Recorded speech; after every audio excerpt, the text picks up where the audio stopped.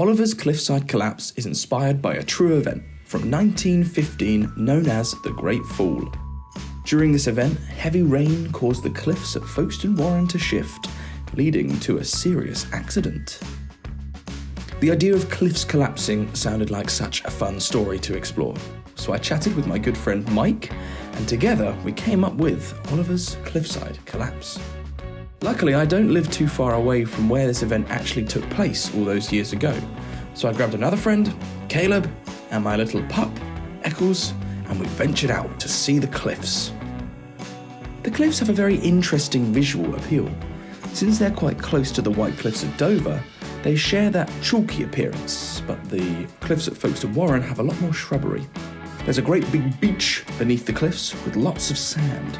Eccles definitely enjoyed her time there. She was barking at the sea and running all over the place. I decided to bring a couple of buckets and collect some chalk from the cliffs as some colour reference.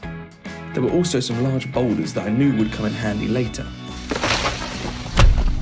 What I wanted to do was create 3 layers: the sea level, the track level, and then the top of the cliffs.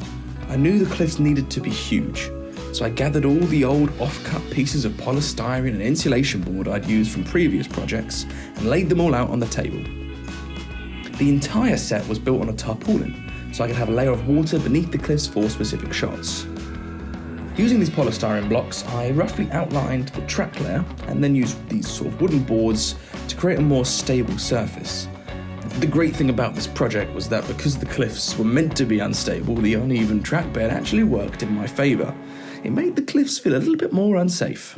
I then used my trusty friend, expanding foam, as a base for creating shapes and terrain. It also helped hold all the different pieces together, bringing a bit of unity to the build. I didn't have a lot of foam, so I used it sparingly, focusing on the joins between the offcuts of material. It definitely looked a bit wild at first, but you could see the cliffs were starting to take shape. I added a tunnel at each end of the cliffside route. This helped transition the set when redressed and allowed me to create an all-encompassing cliffscape. I used sculptor mould to fill in the gaps between the expanding foam and tried to create a more realistic-looking rocky surface. Since this is a set for filming and not a showcase layout, I knew I didn't need to be perfect everywhere, so I focused on the parts of the set that would be heavily featured on camera. The back of the set could be less detailed, as it would also be covered in compost, trees and leaves. Parts of the cliffs were created separately so that they could move on their own for a later action sequence. As you can see in Henry Falls Off a Cliff, they were removed so Henry could take a dive into the sea.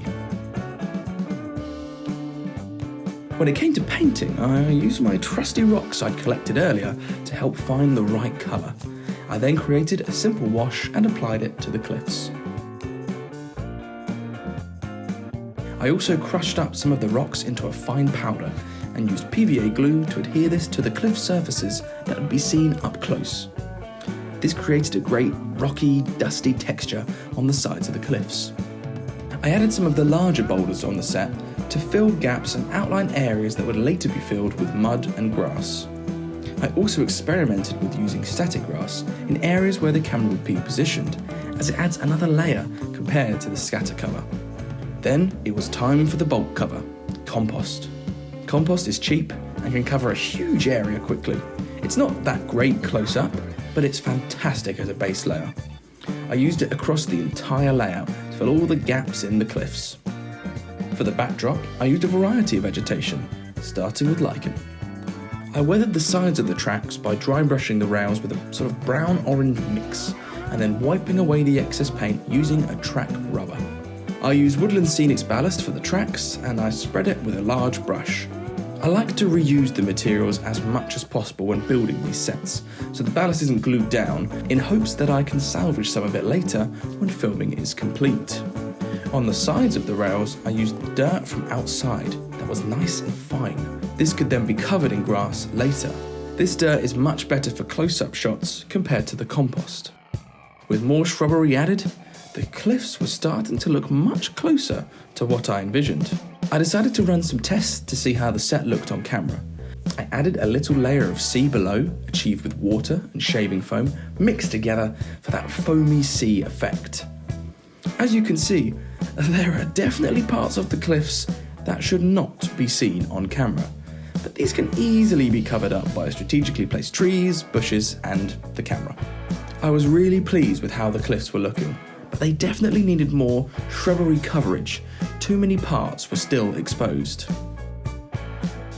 I created detailed bushes and trees using seafoam branches, painting them brown, and then gluing a variety of different scatter materials from Woodland Scenics. I also built a small hall using balsa wood. After adding even more shrubbery, bushes, trees, along with some strategically placed compost, the cliffs felt much more complete. The grey sky was added at the back, and now the cliffs were ready. The rain effect was achieved practically using a water mister. I didn't want the drops to appear too large, so I kept it at a good distance. I'm really pleased with how this set turned out. You've seen it make appearances in several videos on the channel, including, of course, Henry Falls Off a Cliff.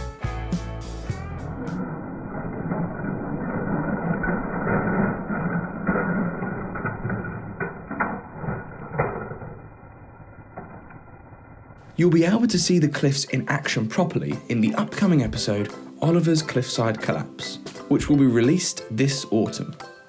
I do want to take this opportunity to thank you all for watching and supporting the channel. It really does mean a lot.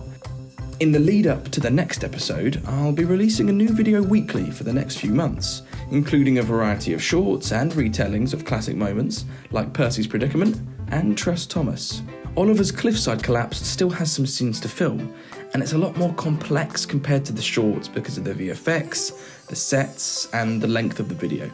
It can be really challenging to dedicate the time needed to make these videos as I envision them.